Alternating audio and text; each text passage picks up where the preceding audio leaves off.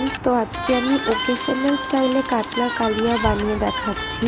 তো ফার্স্টে আমি মাছগুলোকে নুন হলুদ আর তেল দিয়ে ম্যারিনেট করে নিচ্ছি ভালো করে।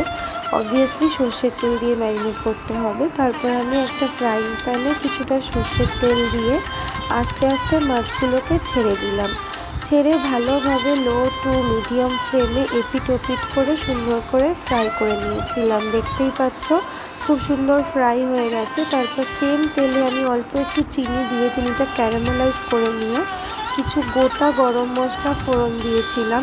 তো ততক্ষণ না ওটাকে নাড়বো যতক্ষণ না একটা সুন্দর অ্যারোমা বেরোবে।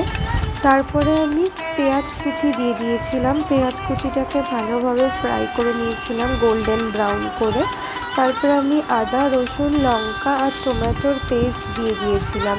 দিয়ে ততক্ষণ না ভালোভাবে ফ্রাই করব যতক্ষণ না এখান থেকে তেল ছেড়ে আসছে। তেল ছেড়ে আসার পর একে একে গুঁড়ো মশলা অ্যাড করব। লঙ্কার গুঁড়ো, হলুদ গুঁড়ো, জিরে গুঁড়ো, ধনে গুঁড়ো আর নুন সমস্ত কিছু অ্যাড করার পর ভালোভাবে ওটাকে কষাবো। তারপরে সামান্য একটু জল দিয়ে আরেকবার ভালো করে মিক্স করে নেব। জলটা এই কারণেই দেওয়া যাতে নিচে যাতে মশলাগুলো লেগে না যায় বা তলটা ধরে না যায়।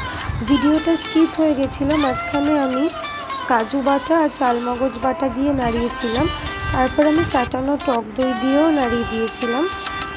Last but not the least, এটা অপশনাল, একটু ফ্রেশ ক্রিমও অ্যাড করেছিলাম যাতে কনসিস্টেন্সিটা একটু ঠিক হয় আর একটু কনসিস্টেন্সিটা ভালো আসে।